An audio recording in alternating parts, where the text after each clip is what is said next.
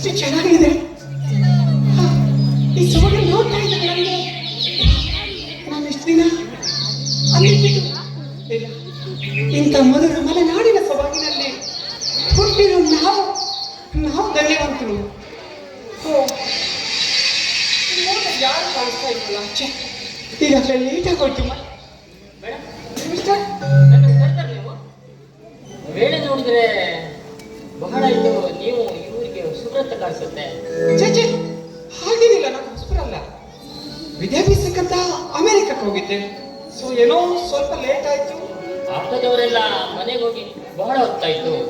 ನಾನು ಕೂಡ ಮನೆಗೆ ಹೋಗ್ತಿದ್ದೆ, ಏಕೆಂದ್ರೆ ನನ್ನ ಆತ್ಮೀಯ ಗೆಳೆಯ ಈ ಕೊನೆ ಬಸ್ಸಿಗೆ ಬರ್ತಾ ಅಂತ ಹೇಳಿದ. ಅದಕ್ಕಾಗಿ ನಾನು ಅವನ ಬರುವಿಕೆಗಾಗಿ ಕಾಯ್ತಿದ್ದೆ. ನೀವು ಎಲ್ಲಿ ಅಂತ ಹೇಳಿದ್ರೆ ಅಲ್ಲಿ ನಾನು ನಿಮ್ಮನ್ನು ಮುಟ್ಟಿಸಿ ಮನೆಗೆ ಹೋಗ್ತೀನಿ. ಏಕೆಂದ್ರೆ ನಾನು ಬಸ್ ನಿಲ್ದಾಣದ ಹಮಾಲ ಮೇಡಮ್, ಹಮಾಲ. ಆದ್ರೆ ನೀವನ್ನ ನೋಡ್ತಾ ಇದ್ರೆ ನನಗೆ ಸೊ ಜೆಂಟ್ಲ್ಮನ್ ತರ ಕಾಣ್ತಾ ಇದ್ದೀರಾ. ಯಾಕೋ ಅನುಮಾನ ಬರ್ತಾ ಇದೆ. ಅನುಮಾನ ಯಾಕೆ ಮೇಡಮ್?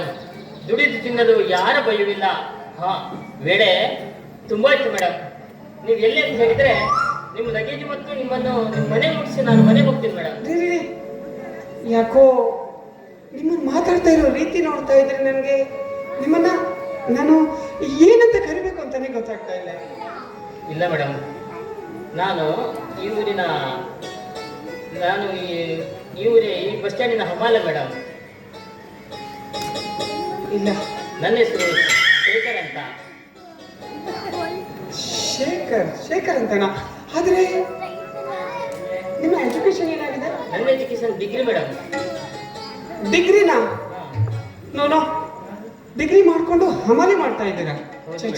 ಇಲ್ಲ, ಒಂದು ಹೆಣ್ಣು ಸಿಕ್ಕಿದ್ದಾಳೆ ಅಂತ ನೀವು ಈ ರೀತಿ ಯಾಮಾರಿಸ್ತಾ ಇದ್ದೀರಾ ತಾನೇ? ಇಲ್ಲ ಮೇಡಮ್, ನನ್ನ ಪರಿಚಯ ನಿಮ್ಗೆ ಆಗಿಲ್ಲ ಅಂತ ಕಾಣಿಸುತ್ತೆ. ನಾನು ಇದೇ ಊರಿನವನು. ನಾನು 20ನೇ ವಯಸ್ಸಿನಲ್ಲಿ ನಮ್ಮ ತಂದೆ ತಾಯಿಯವರು ನನ್ನ ತಂಗಿ ತಮ್ಮನನ್ನು ನನ್ನ ಕೈಗೆ ಕೊಟ್ಟು ಸ್ವರ್ಗಸ್ಥರಾಗಿಬಿಡ್ತಾರೆ. ನಾನು ತಂಗಿ ತಮ್ಮನನ್ನು ವಿದ್ಯಾಭ್ಯಾಸವನ್ನು ಮಾಡಿಸಿ ನಾನು ವಿದ್ಯಾವಂತನಾಗಿ ನನ್ನ ವಿದ್ಯೆಗೆ ತಕ್ಕಂಥ ನೌಕರಿಗಳು ದೊರಕದೇ ಇರುವುದರಿಂದ ಈ ಬಸ್ ನಿಲ್ದಾಣದಲ್ಲಿ ಹಮಾಲಿ ಮಾಡ್ತಿದ್ದೇವೆ ಮೇಡಮ್.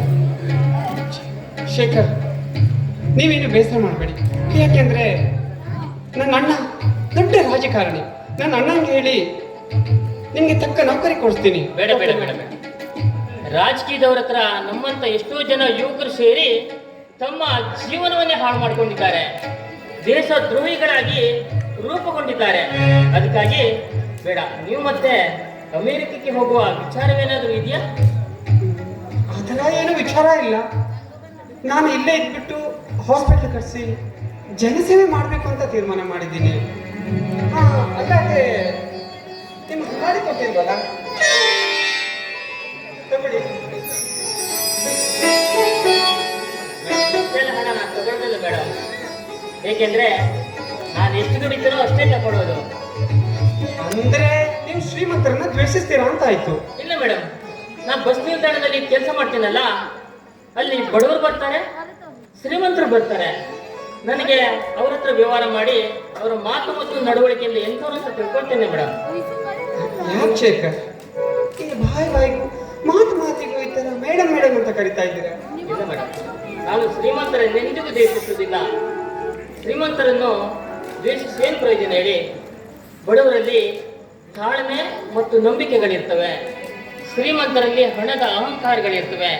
ನಾವೆಷ್ಟೇ ಅವರ ಹತ್ರ ನಿಷ್ಠೆಯಿಂದ ನಡೆದರೂ ವ್ಯರ್ಥವಿಲ್ಲದ ಜೀವನವಾಗ್ತದೆ. ಹಾ ಮೇಡಮ್, ಈ ಸಮಾಜವೇ ಒಂದು ವಿಚಿತ್ರವಾಗಿದೆ. ನಾವು ಸ್ವಂತ ತಂಗಿಯನ್ನು ಕರ್ಕೊಂಡು ಮಾರ್ಕೆಟಿಗೆ ಹೋದರೂ ಆ ಸಮಾಜ ಬೇರೆ ದೃಷ್ಟಿಯಿಂದ ನೋಡ್ತದೆ. ಅಷ್ಟಲ್ಲದೆ ಇಷ್ಟು ರಾತ್ರಿ ಸಮಯದಲ್ಲಿ ನಿಮ್ಮ ಹತ್ರ ನಾನು ಮಾತಾಡ್ತಿದ್ರೆ ಅದು ಕೂಡ ಸಮಾಜ ತಪ್ಪಾಗಿ ತಿಳ್ಕೊಳ್ತದೆ ಮೇಡಮ್. ಶೇಖರ್, ನಿಮ್ಮಂತ ಒಳ್ಳೆ ಮನುಷ್ಯರು ಸಿಕ್ಕಿದ್ದು ನನ್ನ ಪುಣ್ಯ. ಈ ಸೌಭಾಗ್ಯನ ನಾನು ಯಾವತ್ತೂ ಮರೆಯುವುದಿಲ್ಲ. ನಿಮಗೆ 100 ರೂಪೀಸ್ ಬೇಡ ಅಲ್ವಾ? 10 ರೂಪಾಯಿ ಆಗುತ್ತಲ್ಲ. ಯಾಕೆ ಶೇಖರ್? ಇಟ್ಕೊಳ್ಳಿ, ಪರವಾಗಿಲ್ಲ ಶೇಖರ್.